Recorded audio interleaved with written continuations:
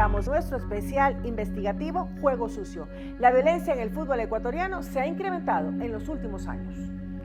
Nos trasladamos hasta la ciudad de Portoviejo, en Manabí. Nuestro equipo periodístico nos presenta el primer caso. Lautaro. Al parecer habría juego sucio en el fútbol ecuatoriano. De hecho, hemos conversado con autoridades nacionales, tanto del gobierno como del deporte, y nos han confirmado de estas anomalías que estarían registrándose en distintas categorías del fútbol ecuatoriano y que estarían extorsionando inclusive a los futbolistas. De hecho, se está investigando si el amaño de partidos estaría cobrando la vida de jugadores. Y es que hoy en día los sicarios, inclusive cuando es temprano y en lugares públicos, tratan de cometer estos asesinatos. Por ejemplo, esta pareja intentó acabar con un famoso delantero, en buena hora no lo lograron, y cuando quisieron escapar, hasta cayéndose, los detuvieron. ¿Saben quiénes? Militares, Policía Nacional, y aquí está un detalle muy curioso. Los propios jugadores de Liga de Portoviejo salieron para auxiliar a su compañero, a la víctima, y lograron aprender a estos sujetos que son una pieza fundamental para estas investigaciones. Todo lo que les he contado sucedió en el estadio Reales Tamarindos de la capital de Manabí. Nuestro equipo de investigación estuvo allí y les trae la primera entrega con la historia de cómo se salvó de morir Brian, el Cuco Angulo.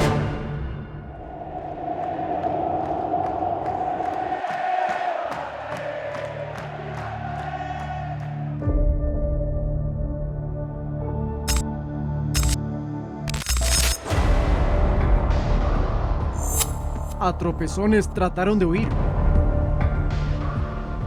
En esa mañana del 16 de octubre del estadio Reales Tamarindos no se oían goles, sino disparos.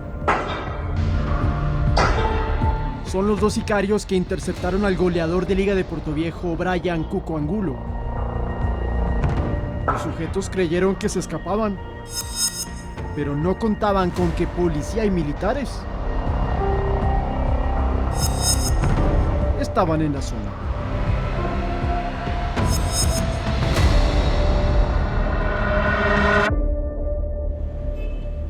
Y es aquí, en los exteriores del estadio Reales Tamarindo de Portoviejo, donde la vida de Brian Cuco Angulo casi llega a su fin. Quizás por azares del destino se salvó, y de milagro, porque en este punto en específico estaba la motocicleta con la pareja de sicarios que intentaron acabar con él. Coronel, muy buenos días. Quisiéramos conocer qué fue lo que pasó para que esa motocicleta no haya encendido. ¿Qué es lo que se sabe? Bueno, de lo que nosotros evidenciamos luego de sucedido el hecho es que la moto no les funcionó a los sicarios. Tuvo una falla mecánica, es por eso que ellos no pueden huir en la moto. El motivo de eso van botando Es decir, ellos caminan, claro, se quedan acá, tratan de disparar, no pueden y siguen el paso. Se bajan de la moto por la inercia cae, ¿sí? Y ellos cruzan por aquí. En los videos de acá al frente se ve que ellos cruzan por el paso cebra, ¿no? Sí. Están huyendo y ya cuando alcanzan acá la vereda se ve en el video que hay uno de los individuos se cae. En este punto cae se al cae. Piso, sí. Cae al piso, se levanta y sigue la huida. Ah, porque el sicario quería irse en dirección hacia donde estamos viendo en imágenes. Claro. Esa era la ruta de escape. Esa era la ruta de escape alterna de ellos porque la primera no les funcionó con la motocicleta dañada.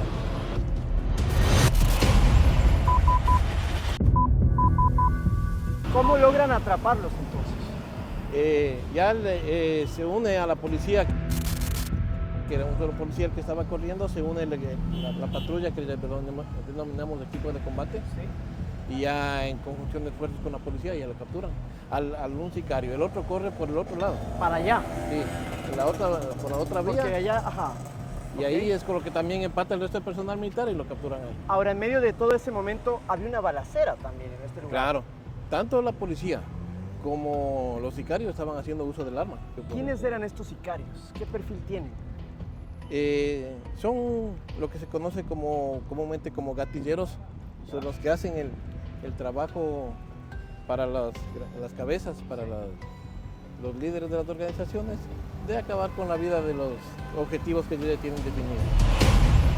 Cuco Angulo, goleador con Emelec en el fútbol mexicano, vivió un momento difícil en su vida.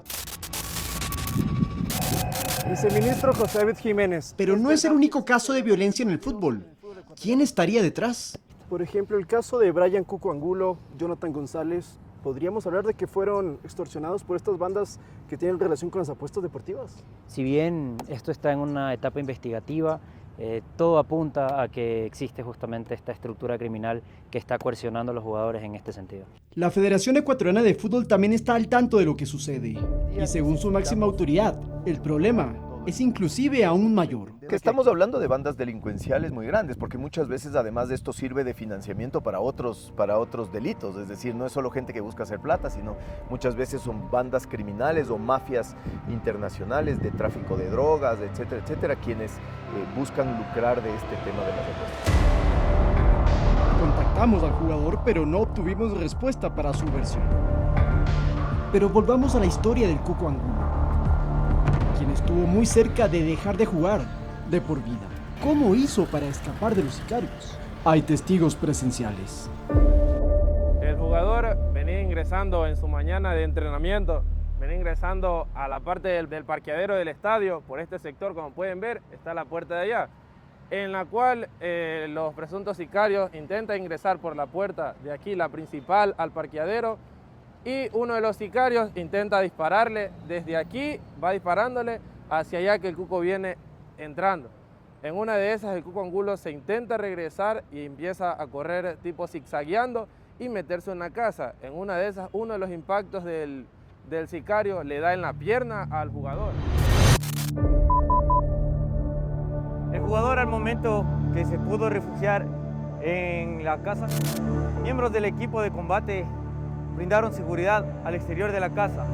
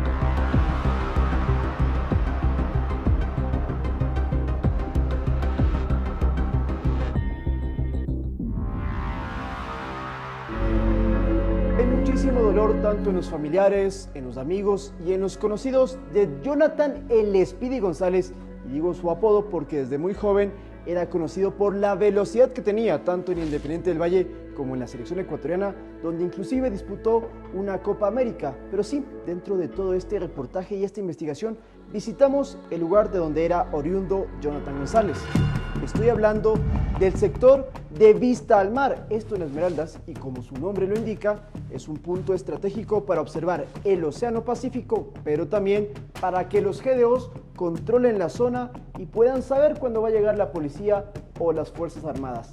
En ese entorno pasó Jonathan González sus últimos días, sus últimos meses, sus últimos años, hasta que una noche de septiembre sicarios ingresaron a su casa y mientras conversaba con un amigo, terminaron con sus vidas. Esta es la historia de Jonathan David González.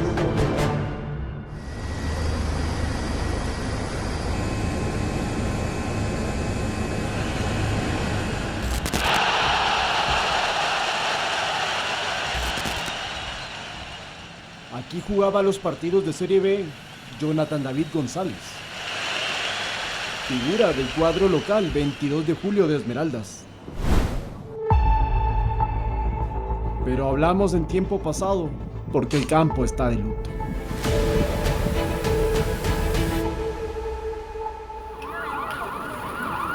A finales de una fatídica noche de septiembre, la policía llegó a su casa en el sector de Vista al Mar. Adentro de la vivienda, El corazón hay que cogerlo al otro lado para que no vaya. No, que no pueden corazón. sentado, en una pose que deja entrever que lo tomaron desprevenido, yacía el cuerpo del Speedy González.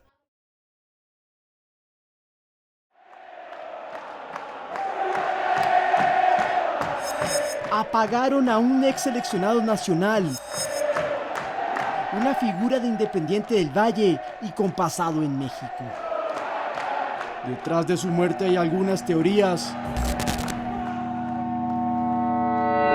Pero antes de hablar de eso, hay que escuchar a quienes lo conocieron de cerca. Carlos, ¿cómo tomó usted la muerte de Jonathan González en Esmeraldas, su tierra?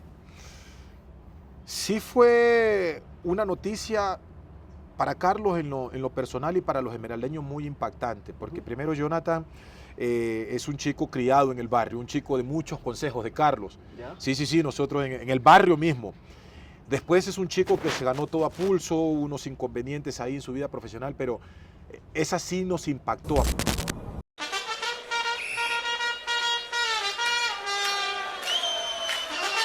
González nació en Quirindé, pero se crió en Esmeraldas. De la cancha de lodo pasó al gramado del césped y quiso finalizar su carrera en el club local. Nosotros convivimos con ellos, mi familia, mis hermanos. O sea, Jonathan con nosotros era de tú a tú porque jugaban juntos, que en la canchita, que en el indoor. Y los padres de ellos son gente de mucho respeto porque somos como nosotros los referentes dentro del barrio.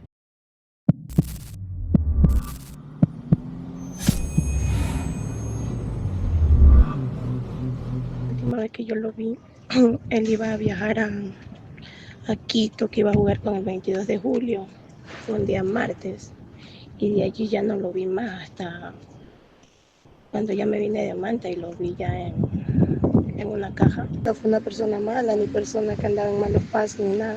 La impunidad.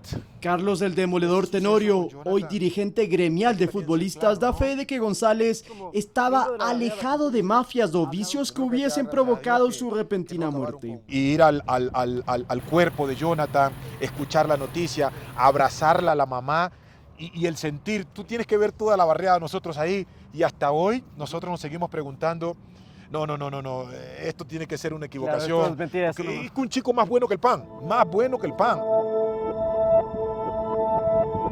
Apuestas deportivas y amenazas.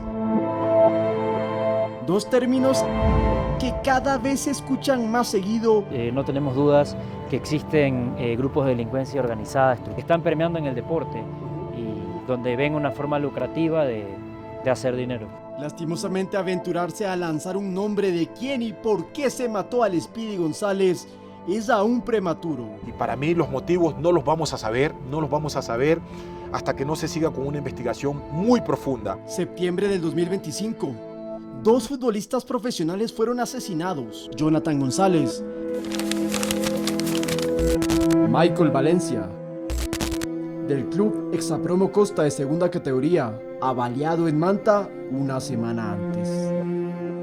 Autoridades aseguran que están tomando medidas para enfrentar la violencia, pero...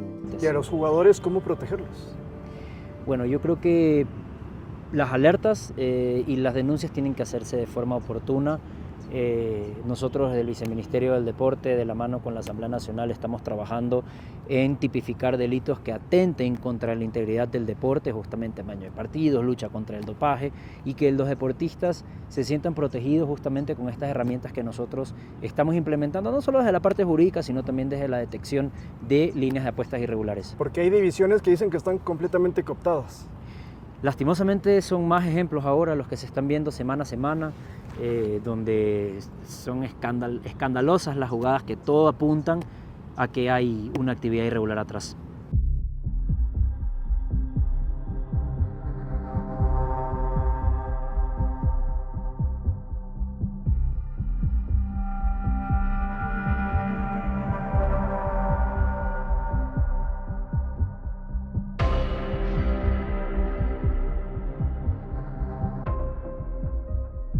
Jamás me dijo de amenazas ni nada.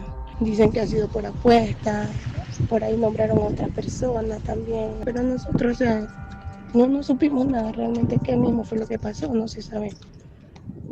qué fue lo que hicieron, qué no hicieron.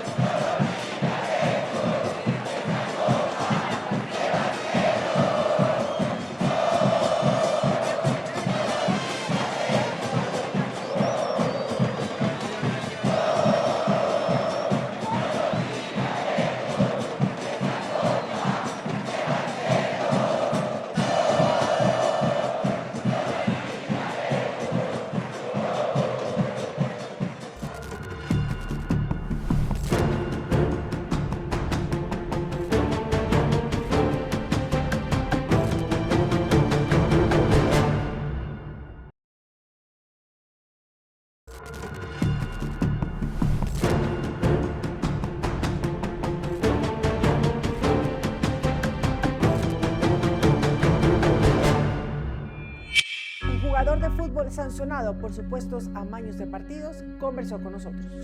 Y el presidente de la Federación Ecuatoriana de Fútbol también habló del tema. Lautaro, ¿qué otros detalles nos presenta tu investigación? Pues conversamos con Alexis Lemos, que es un futbolista que estará 2 años sin poder ejercer su profesión por una sanción a la cual él responde y se defiende. Nos brinda muchos detalles interesantes, pero además hemos conversado con el titular de la FEP y también nos dice cuántas anomalías se han registrado en el fútbol ecuatoriano durante el 2024. Veamos.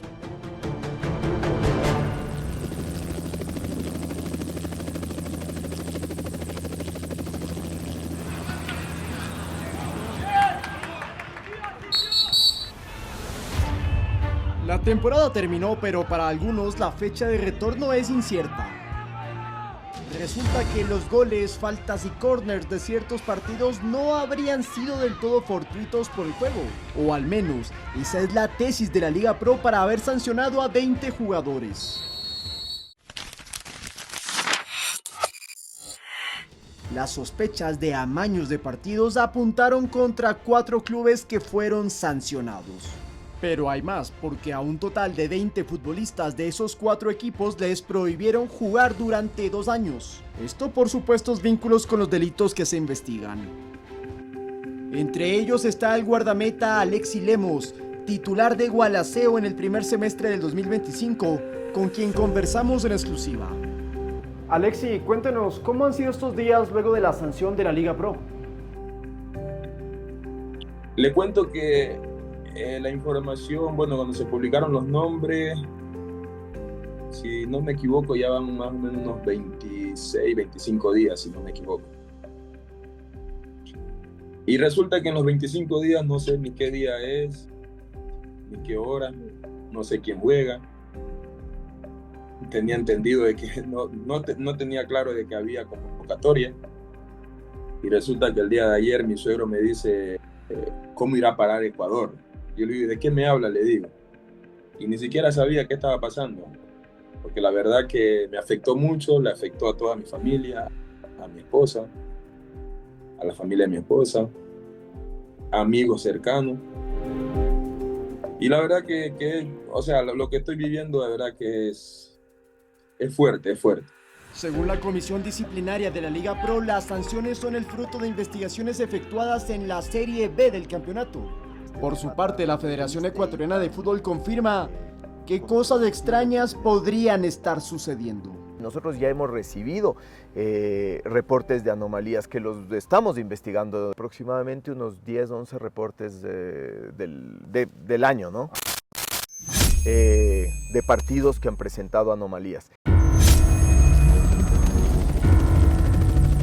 Santo Domingo de los Áchilas, el nexo entre 2 regiones del país, es el nuevo hogar de uno de los clubes sancionados que en el 2026 tendrá otro nombre por cambio de propietarios. De los 20 sancionados, 2 son de ese plantel. Mira, nosotros, para poner un poco en contexto, ¿no? todo este tema, nos hacemos cargo desde la directiva y de toda la operación del equipo desde finales del mes de junio. Ahí fuimos notificados por todo este tema que ya es de dominio público y que se sabe. El equipo ha apelado a la sanción que recibió, también los jugadores han recibido el apoyo del equipo para apelar la misma, porque por lo menos desde la perspectiva de lo que yo he vivido de junio en adelante, son 2 profesionales que han rendido a carta cabal. De hecho hemos salvado la categoría y ellos han hecho bastantes buenas presentaciones durante todo este tiempo, así que les vamos a dar siempre el voto de confianza, ¿no? Ahora bien, las versiones de los jugadores también hacen referencia a que su presunta participación estaría relacionada con llamadas y presiones. Lo cual, por cierto, Lemos dice que no es algo nuevo. Pero cuénteme, ¿cómo son estas llamadas? ¿Qué les dicen? Con el tema de las casas de pronóstico, es de que ya te llaman directamente y por ahí te dicen, ñaño, ayúdanos ahí, hay un gol y te damos a ti 10.000, te damos 5. Y ahí el que tiene buenos principios, el que sabe dónde viene y que le gusta forzarse para tener sus cosas, dice no. Hay muchos jugadores que son de mente frágil. Y también con lo que está pasando con nuestro fútbol, que no te pagan 5 meses, no te pagan 6 meses, 7 meses, 8 meses. De esta última declaración surge una nueva pregunta, no para justificar lo que estaría pasando, pero sí para entender otro ángulo del problema. ¿Qué hacer para evitar que estas mafias coopten a los jugadores? Porque en muchos casos dicen que es porque no hay otra salida. Mira, yo sí considero que lamentablemente la gestión de muchos equipos de fútbol profesional nos lleva a escuchar noticias como que hay equipos que están 6 meses sin pagos o que sufren mucho económicamente.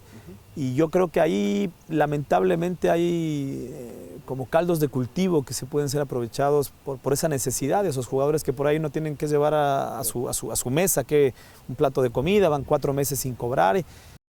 20 futbolistas no descartan que serían una especie de chivo expiatorio de una historia donde la alfombra solo se destapó en su nivel más bajo y ahora les queda buscar una nueva ocupación por al menos 2 años. Alexis Lemos es inocente.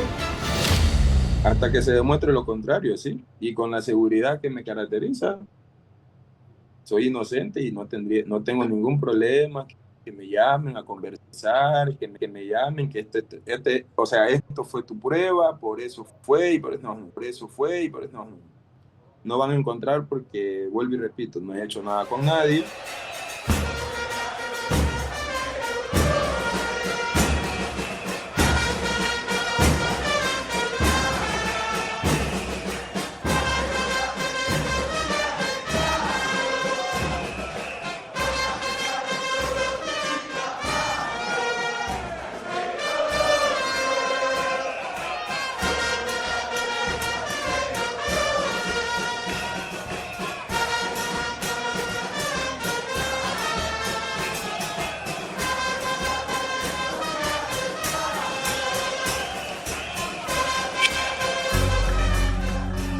Juego sucio, es decir, amaño de partidos, y también asesinato a futbolistas y amenazas contra jugadores han sido los temas abordados en este especial investigativo sobre la violencia en el fútbol ecuatoriano.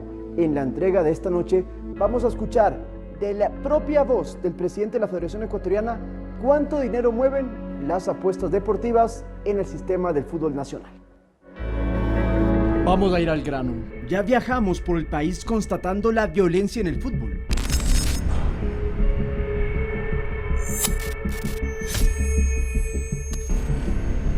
Y hay un fantasma que nunca se alejó de nuestra investigación.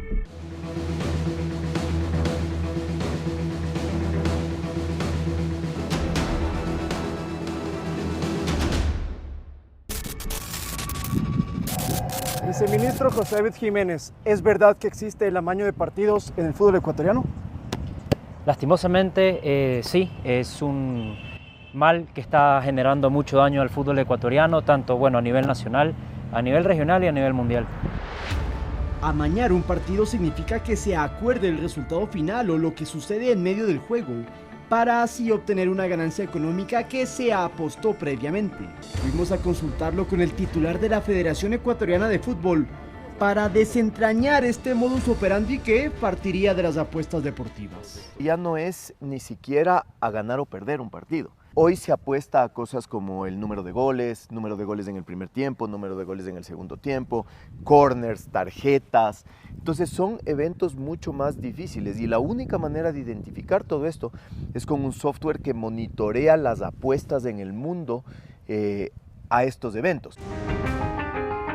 Hoy en día se puede apostar por todo y el fútbol no iba a ser la excepción. El inconveniente es que el crimen organizado se enteró de lo lucrativo que era. ¿Cuánto dinero, por ejemplo, generó la apuesta deportiva en este año? El año pasado, o sea, el dato del 2024, es que a nivel de banca se movieron más de 130 millones de dólares. Bastante atractivo entonces para las mafias. Exacto, utilizan las casas de pronósticos deportivos y obviamente a los jugadores de fútbol o cuerpos técnicos o miembros involucrados a partidos para que se desarrollen ciertas actividades que ellos les van a beneficiar de alguna apuesta. Y aunque lo desconociéramos, esta actividad ilícita viene de tiempo atrás. Bueno, desde el año 2006 se empieza a escuchar ya que hay denuncias sobre apuestas clandestinas o el dinero sucio que se mueve a través de esto, que lamentablemente, como les decía, están cooptados por los grupos de delincuencia organizada, manejados inclusive desde dentro de las cárceles. Pero no confundamos algo. Lo ilegal no está en las casas de pronósticos, sino en las apuestas sospechosas, las que incluso se hacen al otro lado de nuestro planeta. A ver, hoy en Asia, hoy en otros continentes, incluso los valores que se permite apostar a partidos de fútbol son mucho más altos que los que se permite aquí. Generalmente las apuestas están fuera del Ecuador. ¿Qué quiere decir esto? Que estos grupos que apuestan fuera del Ecuador a partidos del fútbol ecuatoriano tienen operadores acá que se encargan de amañar los partidos, pero no necesariamente lo hacen en casas de apuestas locales, en páginas locales, etcétera, sino el partido se juega acá, pero usted apuesta ese partido en Hong Kong, en Singapur, en China, qué sé yo. Entonces, cuando hablamos de esto, es un tema mucho más difícil de controlar. Claro. Porque seguramente ese grupo que apuesta en China tiene operadores de aquí que se encargan de hablar con el jugador, de hablar con el técnico, de hablar con el árbitro, para que el evento salga como ellos necesitan que salga para ganar la plata allá. ¿Cuánto dinero se apuesta, perdón, presidente? Más o menos de entre 5 y 6 millones de dólares a un partido de Serie B del fútbol ecuatoriano. Ese es el monto que se mueve en el mundo de apuestas. 20 jugadores de la Serie B ya fueron sancionados por su supuesta participación en amaño de partidos. Para la Asociación de Futbolistas Ecuatorianos, el jugador entonces juega con la necesidad del ser humano. Hay que ir más allá. Estas casas de pronóstico, lo manifesté, son empresas. No tienen absolutamente nada que ver ahora que se creó esta ola de sospechas de que los jugadores están metiéndose en estas casas de pronóstico. Y segundo, si el ente regulador del fútbol ecuatoriano manifiesta todos estos temas de las cantidades de recursos que se mueven, pero él tiene que conocer de que se tiene que actuar con contundencia directo a la llaga de quiénes son los que han permitido visualizar o normalizar esto, porque después aterriza en lo que yo te digo. O sea, ¿por qué primero no creamos leyes o normativas de que se va a trabajar? Porque lo de las casas de pronóstico han existido muchísimos años. Entonces, si vamos, ¿bajo qué reglamento y normativa sancionan a los jugadores? Muéstrame el reglamento que diga mañana, se está trabajando en conjunto con estas empresas, y si algún jugador insinúa o sospecha, será sancionado, que le caiga el peso de la ley. ¿Qué hacer para combatir este juego sucio? Se escuchan propuestas de las autoridades, como por ejemplo una intervención de la Interpol y más. Bueno, ya nos encontramos haciendo diferentes cambios y fortaleciendo el sistema desde la regulación de las casas de pronósticos deportivos que operan en el país. Es algo que lo estamos implementando en la nueva ley del deporte. Hay mucho movimiento de dinero en efectivo en esas apuestas deportivas, en esas casas de apuesta. Casas de apuesta que no están reguladas por la ley ecuatoriana, que están domiciliadas quién sabe dónde, en unas islas Caimán, muy lejos de acá, sí, incluso más lejos de eso, en África, qué sé yo. Y y que son las que están operando las apuestas aquí también. Entonces se necesita que esas casas de apuestas también tengan una regulación. Para completar el rompecabezas, un futbolista de Serie B gana un salario de hasta $2.000, sueldo que en ciertos clubes llega a adeudarse hasta 8 meses. Y por eso se dice que podría caer en la tentación de las mafias, que invierten hasta un 1% de todo lo que apuestan para obtener su resultado.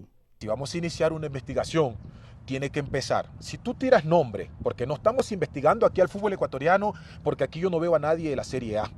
Para un hincha del fútbol, que el deporte que más ama se empañe, duele. Por eso ojalá, y aún no sea demasiado tarde para a este juego sucio, volverlo limpio. Lo invito a meterle un gol a las mafias. Vamos, creo que tenemos que hacerle no uno, sino varios goles. Todo suyo, presidente.